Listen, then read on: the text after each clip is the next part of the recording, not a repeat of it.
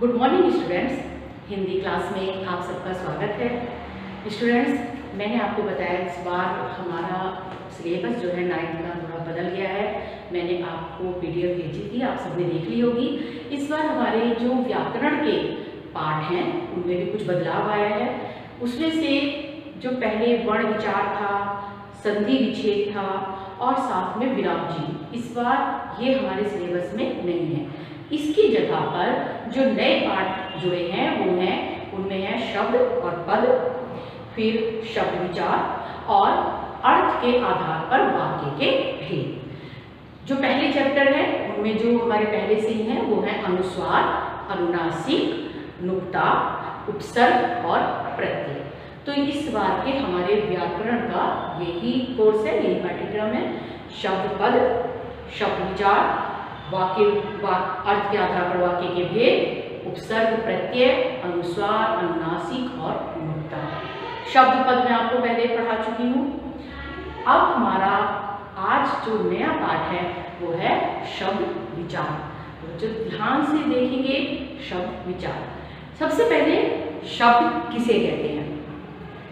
शब्द वे होते हैं जो वर्णों से मिलकर बनते हैं। आप खुद ही जानते हैं शब्द क्या होते हैं, दो या दो से अधिक वर्णों का मेल शब्द कहलाता है, लेकिन साथ में वो अर्थ सहित होने चाहिए, सार्थक हो, उनका कोई अर्थ हो। अगर हम वर्णों को मिला दें और उसका कोई अर्थ ना हो तो समझ लीजिए वो शब्द नहीं होता। तो जब हम वर्णों के सार्थक मेल से हम शब्द बनाते हैं और साथ में हम ये कहते हैं कि शब्द स्वतंत्र इकाई होते हैं, अर्थात अगर हम चाहें तो उन्हें शब्दकोश में ढूंढ सकते हैं। तो स्टूडेंट समझ में आ गई होगी शब्द की परिभाषा। वर्णों के सार्थक मेल और स्वतंत्र इकाई को हम शब्द कहते हैं। अब है कि शब्दों का वर्गीकरण, कि शब्दों को हमने कितने भागों में बांटा है और उनके कौन कौन से आधार हैं। तो हम सबसे पहले देखते हैं शब्दों का वर्गीकरण हमने 4 आधारों पर किया है। उत्पत्ति के आधार पर, रचना के आधार पर, व्याकरणिक प्राकृतिक के आधार पर और अर्थ के आधार पर। सबसे पहले उत्पत्ति के आधार पर। उत्पत्ति स्टूडेंट्स मैं आपको बता देती हूँ, उत्पत्ति का अर्थ होता है जन्म। उत्पत्ति होना, जन्म होना, कहाँ से शब्द ये पैदा हुए, जो हमारे हिंदी भाषा में है। स्टूडेंट्स आप अच्छी तरह जानते हैं हिंदी भाषा जो है वो सागर के समान है और इसमें अनेक भाषा रूपी नदियां आकर मिल गई हैं।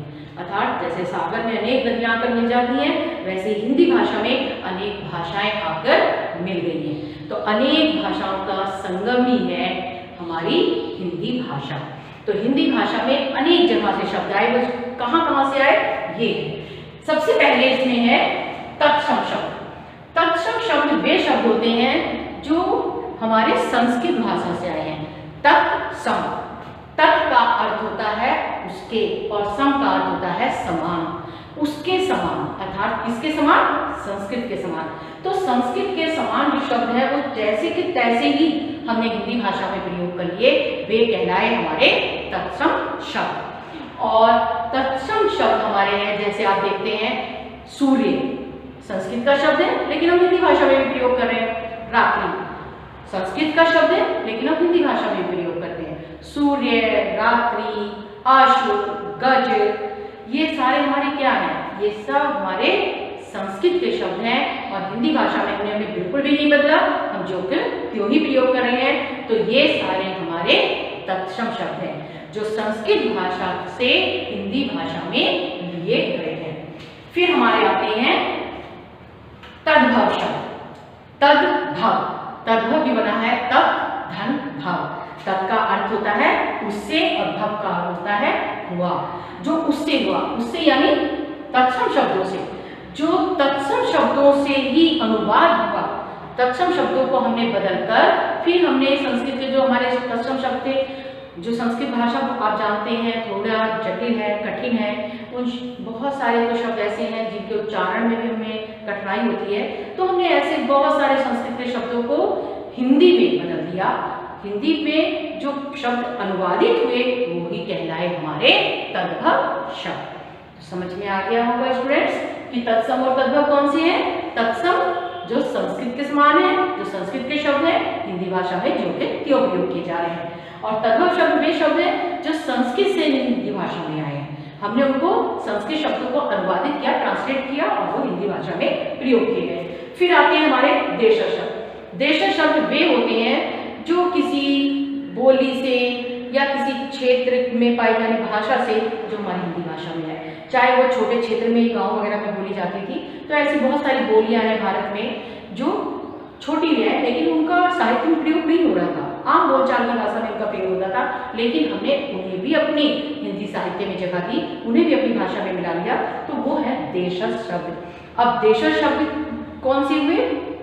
जो किसी प्रांत से, छोटी जगह से, किसी विशेष बोली से हमारी हिंदी भाषा में आए। फिर है विदेशज। विदेशज शब्द वे हैं जो विदेशी भाषाओं से आए। वो विदेशी भाषाएं जो हिंदी संस्कृत नहीं थी, उर्दू से, अरबी से, फारसी से, पुर्तगाली से, तुर्की से, इन सब भाषाओं से, अंग्रेजी से हमारे हिंदी भाषा में आए।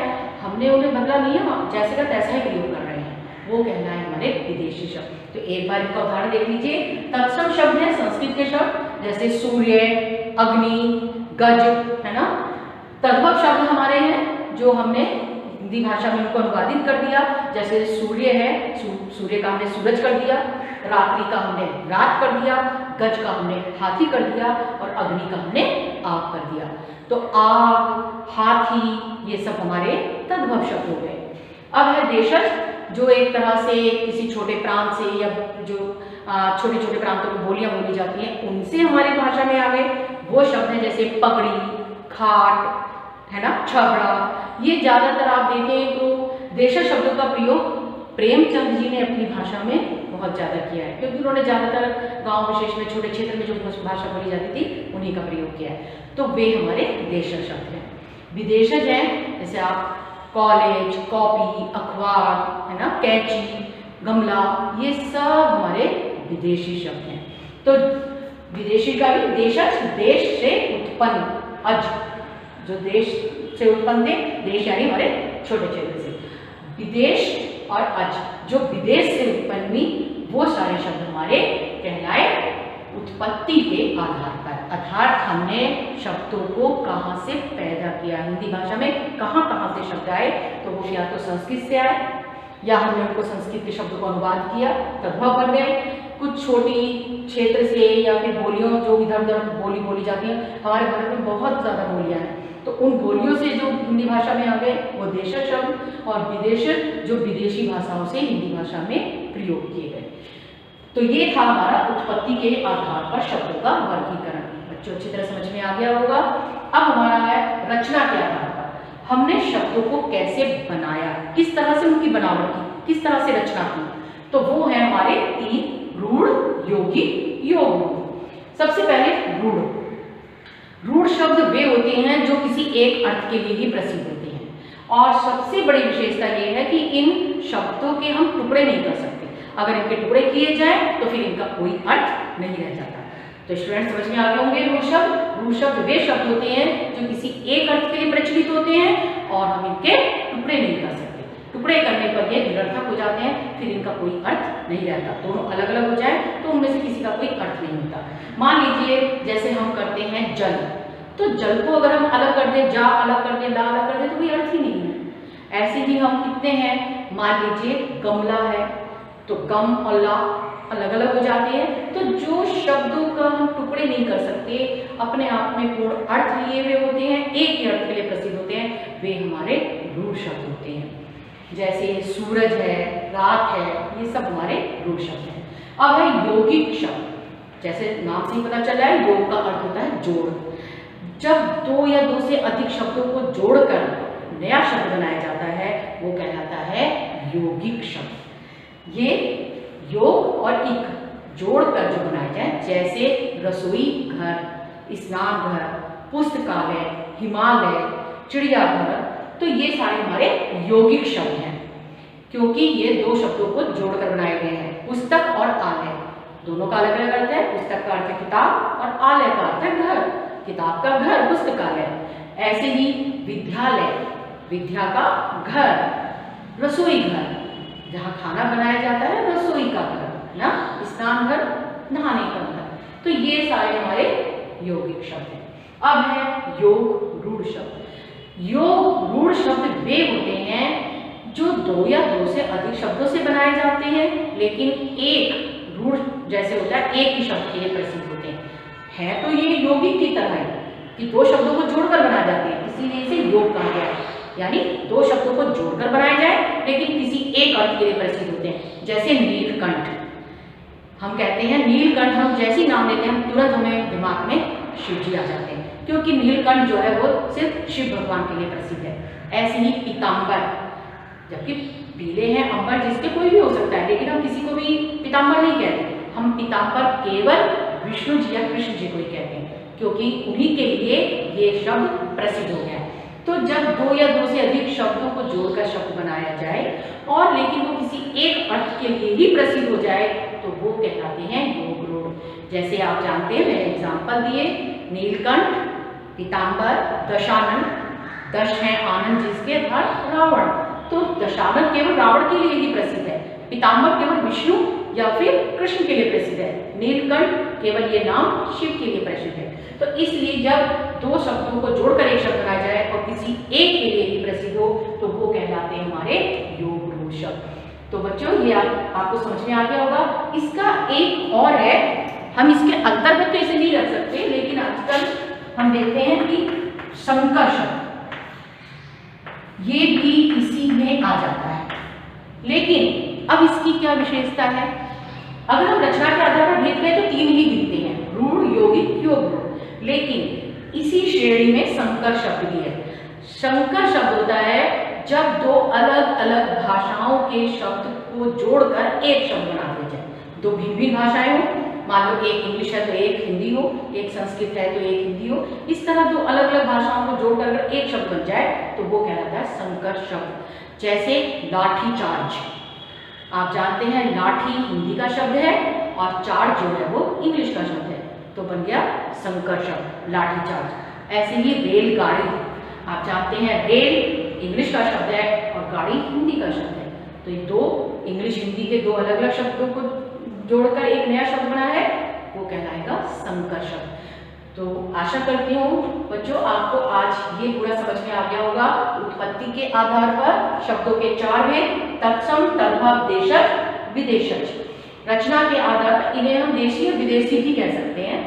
रचना के आधार पर तीन भेद, रूढ़, यौगिक, योग रूढ़, और इसी के अंतर्गत संकर शब्द भी हम रख सकते हैं।